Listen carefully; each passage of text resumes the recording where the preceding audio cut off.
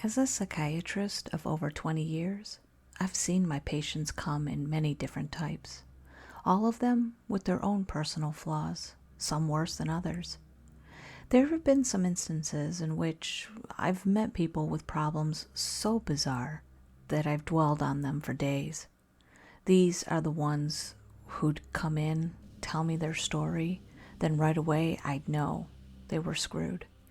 Obviously, as a mental health professional, I'm not supposed to spill the beans on their situation so quickly.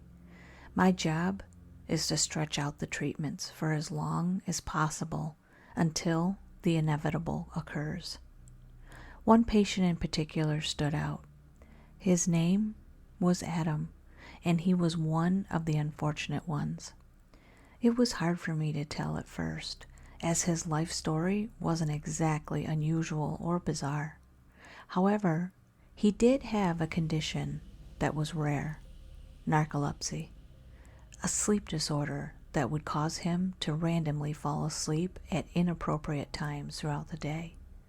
This disorder tormented him his whole life.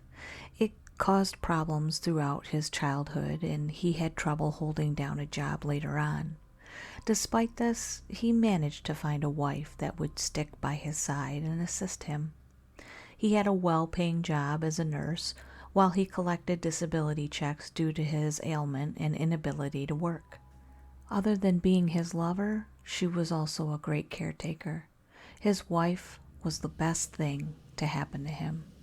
Before she came along, he had spent many years alone, confined to the dark and silent shadows of his home.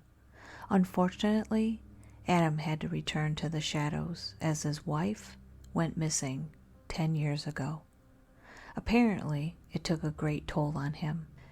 As if dealing with his narcolepsy wasn't bad enough, he soon fell into a deep depression and went days without eating. His sleep habits grew even worse, and he developed insomnia. Months after his wife went missing, Adam made his first appointment with me. When meeting him, I got a strong impression of a shy and timid middle-aged man. He failed to make eye contact with me. He wouldn't stop looking at the ground and staring off into the space beside him during every pause in our conversation. From then on, Adam has been seeing me on the regular, and over time, we both kind of formed a bond. Compared to my other patients, I was invested in Adam's life and progress the most, and really looked forward to seeing him every week. I'll admit, after a few years, I started to consider Adam as a part of my life, an acquaintance. But we had to meet later in the day, sometimes at night. Technically, my office closed at 6, but I didn't mind making an exception for Adam and allowing him to come in an hour later, past closing time. His narcolepsy wouldn't allow the appointments to be worth it if they started too early. So we used this insomnia as leverage for our sessions, although he'd still randomly fall out on me from time to time. But for the most part, it would work out. The first time the strangest thing happened was when Adam was in my office as usual during one of our sessions. "You've still been using your journal?" I asked him. Adam sat across from me on the other side of the coffee table that separated us. He slouched forward and rested his head on both his hands, staring at the carpet below him. He didn't seem to be all the way there at the moment. "Adam?" He snapped out of it, then looked me in the eye. Yes, I actually have," he replied. About 2 years ago, I gave Adam the task of jotting down his thoughts and feelings in his own personal journal. He told me it was a great way of venting, expressions of himself that only he could see. "Have you met any new friends or acquaintances to occupy your time?" Adam shook his head. No surprise here. I would ask him this question every month or so. As expected, I'd always get the same answer. During the past 10 years, Adam hadn't put much effort into meeting new people, as he rarely left the house for social gatherings. Outside of other personal occasions, the only time he stepped foot out of his house was for our sessions. I've been going to some bars and late-night comedy shows, he said. I paused, then raised an eyebrow before grinning. That's great. You go by yourself? He nodded. But I don't meet anyone when I go. At the bar, I usually just sit and drink alone, just to get out. And I find the comedy shows to be so enjoyable. I often forget that I'm alone, Adam explained. It's all good. You're finally starting to progress in this area. We're just talking one step at a time. I wrote down some things in my own journal and was about to ask him another question. But when I glanced up, I was met with Adam staring off into space. He was just staring at me, or so it appeared. I smiled and leaned forward, waving my hands in front of his eyes. Adam? No response. I did that a few more times, but nothing changed, even after standing out of my chair and walking around him to get a reaction. Every now and then, Adam's narcoleptic behavior would surface, but he'd fall asleep for seconds, then be right back with me in no time. This is the first time he just zoned out like this. Hey, Adam, what's going on? I said. His blank expression scrunched up into a face of sadness. Then his eyes began to water. I'm sorry, Sasha, he cried, his tears streaming down his cheeks. His wife. I don't think I can do this with you gone, he continued, speaking to no one in particular. The tear streams on his face grew heavier. Now I just need you to do one thing. Forgive me, Adam sobbed. Adam, I exclaimed. Saying his name did no good. It was obvious he wasn't even present. Forgive me. Come on, Adam, get back with me now, I begged. Forgive me. Adam, forgive me. After repeatedly shouting those two words for the next 10 seconds or so, Adam abruptly stopped, then blinked 2 or 3 times before glancing around the room. He stiffened when our eyes met again. I was startled, and I figured he could tell by my heavy breaths. My heart was racing. What? He muttered. Did I fall out on you again? I nodded. Very, I replied. After that episode, I ended our session and sent Adam on his way, not bothering to tell him about the outburst. I wasn't sure if he was even aware himself. It was clear that he thought he had just fallen asleep as usual, but that wasn't the case. I've never had a patient just start talking in a trance mid-session. And what was he even talking about? Forgive him for what? At the time, my guess was that I wouldn't see an odd outburst like that from Adam again. Maybe he was just having a really rough night and his issues just took a bizarre turn. I think you know where this is headed. 10 minutes before our next session the following week, I sat in my office filling out paperwork, waiting for Adam to walk in at any minute. As usual, it was about an hour past closing time. What had happened last session had me thinking. I couldn't wrap my head around what could have triggered Adam like that, or how something like that could even happen.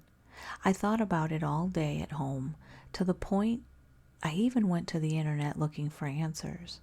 I didn't find much on what I was looking for, mainly because I didn't know exactly what I was looking for myself. Trying to describe what I had witnessed was almost just as challenging as figuring out what was behind it. I visited many pages on the net about narcolepsy and other sleep disorders, but only came across generic and typical information. When Adam finally came trotting into my office, there was a slight jump in my chest upon laying eyes on him. He carried that typical blank and carefree expression I've looked at for the past decade now. That tense and anxious bodily posture as he came and took a seat in the leather chair across from me. I gave him a slight welcoming smile. Then I noticed he was carrying a small black booklet in one of his hands. There was a band of elastic wrapped around it. His journal. Our session began, and it was off to a pretty good start. He gave me some more good news. He went to another comedy show and gave the bar a few more visits throughout the week. But this time, he built up the courage to be more social and talkative. Apparently, Adam's been approaching and meeting people more often. During the past week at the bar, he hasn't been drinking alone. He enjoyed some meals and had some drinks with a few guys there multiple times the previous week. "Wow, you made one hell of a leap," I said, growing excited for him. Adam smiled a little. It wasn't much, but it was still the happiest I've seen him since forever.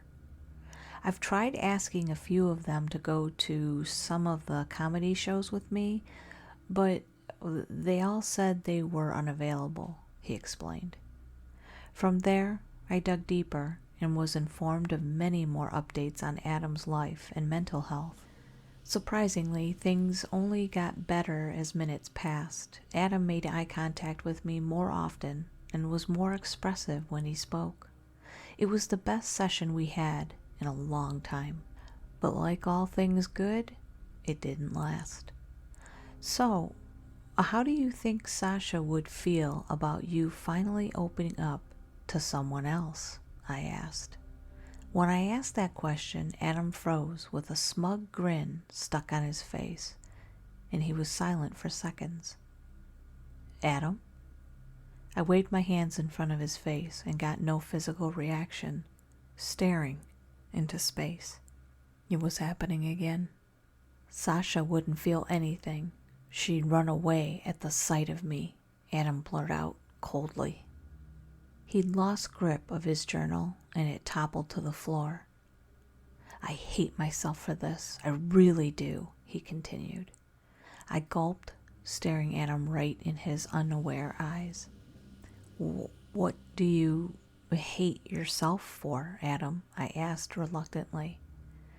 "I wasn't very nice. Not as much as I should have," he replied. "I let the wrong emotions consume me, and now I've turned into something that resembles another person I don't like very much." At that point, I was starting to worry again, but something made me want to ask more questions. My curiosity was sparked, and I wanted to hear what else was on Adam's mind. Before I could get another question in, Adam was present again. Like before, he blinked multiple times before glancing around him.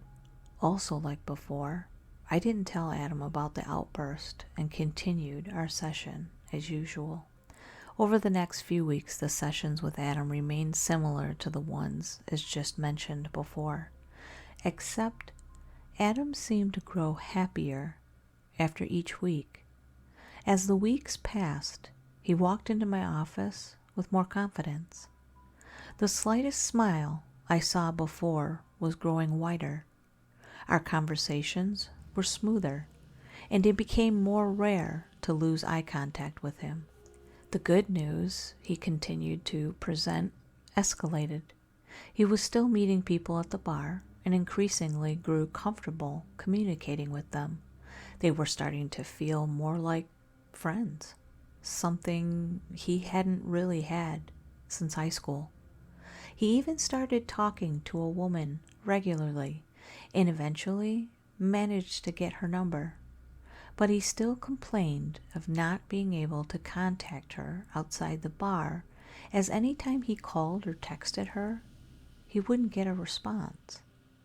He also seemed to have trouble getting any of them to go to the comedy shows with him. Other than some small misfortunes, Adam claimed that his life was finally getting better, but his random outbursts said otherwise. Despite the fact that the sessions were overall drastically better after so many years, there were still moments when Adam would stop responding to my questions and give me that 100-yard stare. Every time this happened, I knew the comfort of the session was about to be sucked away. Surprisingly, it became easy to get comfortable with Adam's outbursts. He started out pretty subtle and innocent with the things he was saying. At first, he'd tell me about small random things from his childhood. He told me about his dog he was gifted at 6 years old and how he named him Toby. Toby was his first best friend and would be waiting for him in the driveway every day when he got off the bus. Toby had to be put down 2 years later. The only real friend I've ever had was taken away early, Adam sobbed. He was crying hard as he told me this.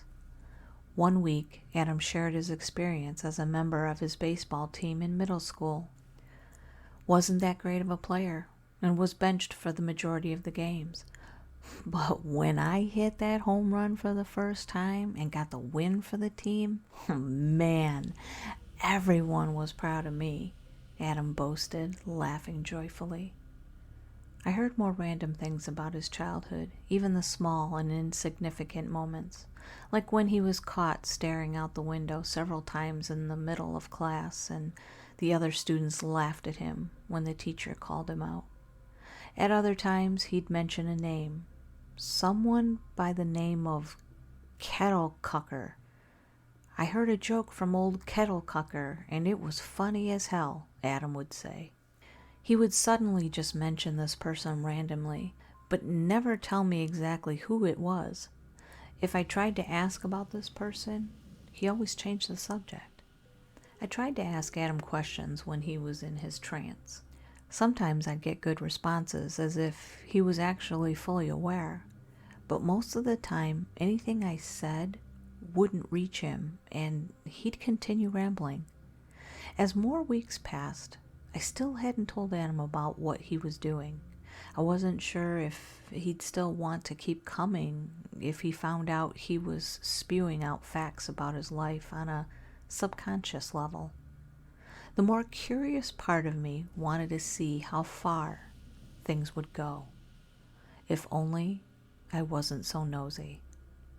Adam's subconscious path down memory lane took a dark turn.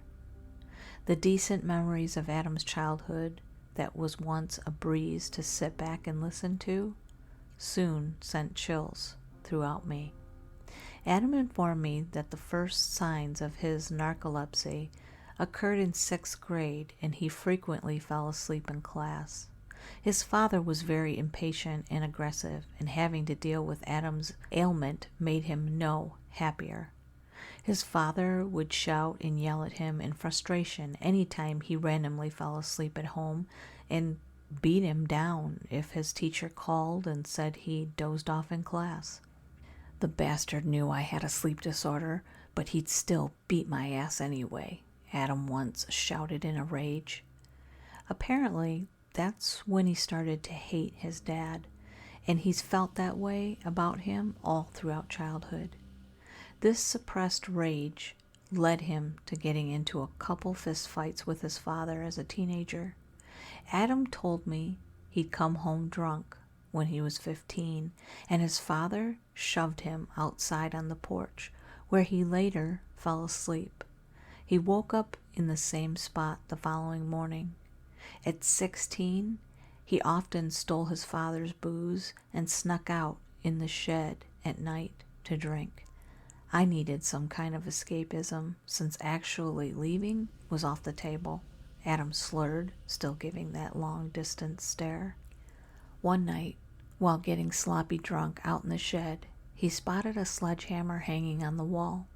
The thought of going into his father's bedroom with it crossed his mind. I was gonna bludgeon that jerk, but unfortunately, I didn't have the guts to act on it, Adam blurted. I didn't shed a tear when that asshole drunk himself to death and destroyed his liver. That was the first time I've heard Adam use profanity. It caught me so off guard that my eyes widened. I bet if I had old Kettle Cucker around back then, he'd cheer me up in a heartbeat. Man, does he say some funny shit. He mentioned him again. Kettle Cucker. Who was it?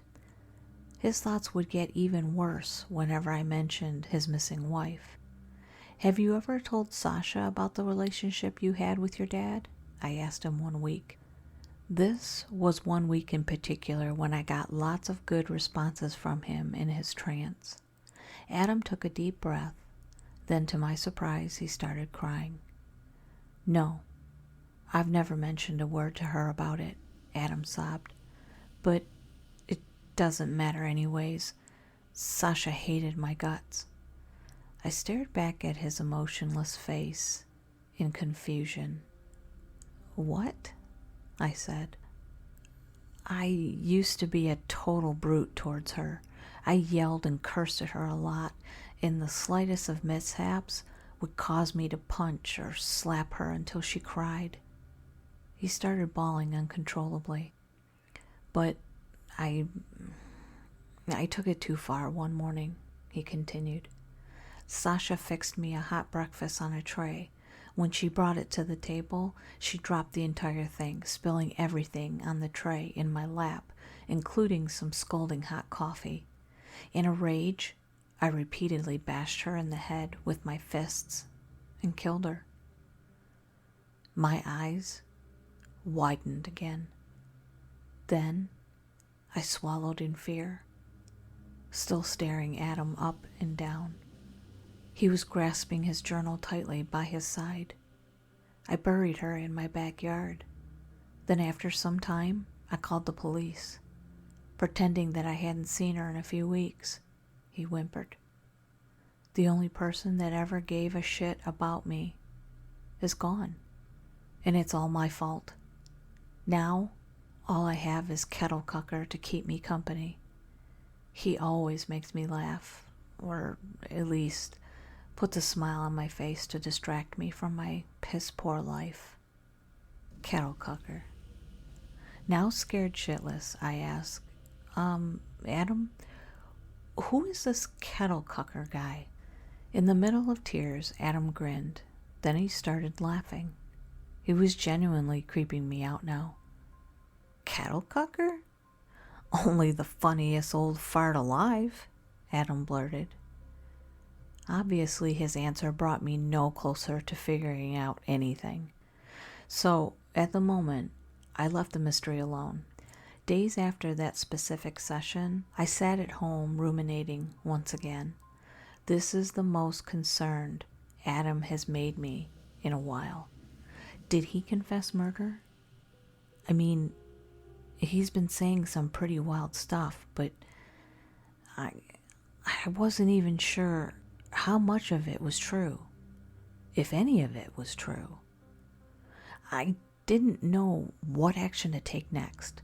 Contacting the police wouldn't be questionable, as Adam wasn't even in a fully aware state of mind when he made these confessions. The thought of seeing Adam again the next week now seemed more terrifying. What possibly true event would he reveal next? I wouldn't get the chance to find out. Adam didn't show up anymore after that. In the following week, it was a half hour past our starting time. I sat in the office waiting, but there was still no sign of Adam. This was odd because he's never skipped a session without calling me ahead of time. I called his phone a few times, but couldn't get an answer. The same happened over the next few weeks. Now I was considering calling the police, taking into account the fact that Adam has never ghosted me once, let alone 3 times without notice. Combined with his confessions, made me decide to eventually pick up the phone. I turned the television on one day and found that the authorities had already beaten me to it. The 5 o'clock news was on. I was shivering from head to toe when I saw Adam's picture appear on the screen. In the background, there were many paramedics carrying zipped-up bodies on stretchers. After listening to the reporter go on in the background for a few seconds, my heart began racing again. Adam was being charged with multiple counts of murder. I could see other people standing out in front of his house, crying and staring at the scene in disbelief. A few officers stood by to make sure they didn't get too close. I felt sick when I saw Sasha's picture appear on screen shortly after. There was a caption, "Missing woman found," beneath in large red text. Unfortunately, that woman wasn't alive. Then another picture appeared on screen of an older man with some gray hair. Strangely, this person was found alive, tied up and bound in Adam's basement. The name at the bottom of the picture caused my eyes to widen. John KiddKnightMarez. It was at that moment I realized Adam was spewing at least some truth in his trance-like states. I started looking back at the other confessions that he made, and the more I ruminated over our more recent sessions, the more it struck myself with abundant terror. The thought of Adam sitting in jail made me feel relatively depressed. During the first few weeks after I saw the horrid news, I could do nothing but think about the fact that my time with Adam was now history. The bond we formed, it had lasted so long that regularly seeing and communicating with Adam was something my brain craved and expected. I'll admit, I was starting to miss him, despite what he's done. It took a minute for me to face the fact that, yeah, he really did kill his wife and committed deeds much worse. After seeing the news, I did more research on the incident. As more time passed, more details and information made its way out to the public. Turns out Adam's life wasn't improving like he tried to make it out to be. Adam actually was opening up and talking to people more, just as he claimed. However, his interactions were very awkward and reeked with timidness, according to the many interviews I saw with people who regularly visited the same bar Adam did. They had meals with Adam and often did hold conversations with him. But many of the interviewees admitted that it was all out of pity and sympathy, as Adam's lack of confidence was obvious. Adam's failure at creating a social life was internally making his feelings of loneliness worse, while also building up frustration and rage. Some recorded interviews with Adam himself revealed that his new way of dealing with this loneliness and frustration was to kidnap and hold some of the people he met at the bar captive. Adam made some real confessions during his interview, explaining how he lured his victims out to his car before using chloroform to knock them unconscious. Then he'd take them to his house and tie them up in his basement. Oddly enough, the reason he gave for doing this was to simply find someone to keep him company. He kept them in his basement and pretty much forced them to be his buddy.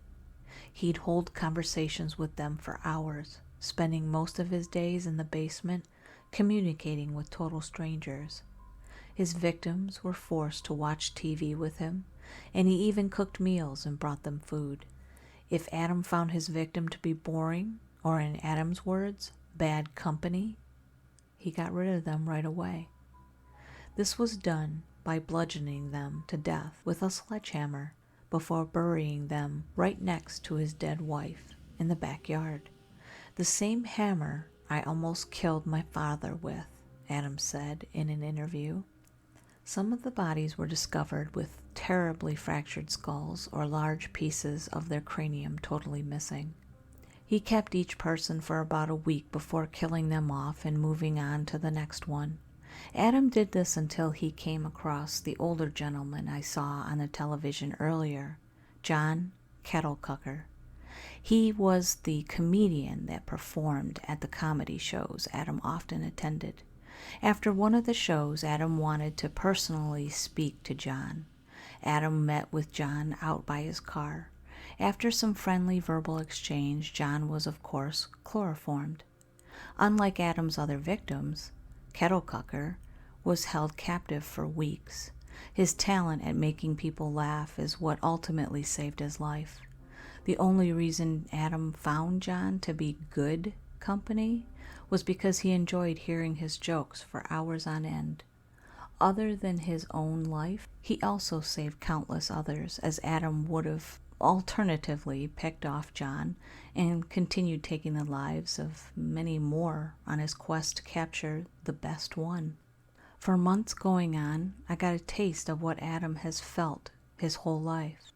Soon, I was depressed and couldn't help but to constantly think about Adam, how he's doing in prison, whether or not he feels remorse for his deeds.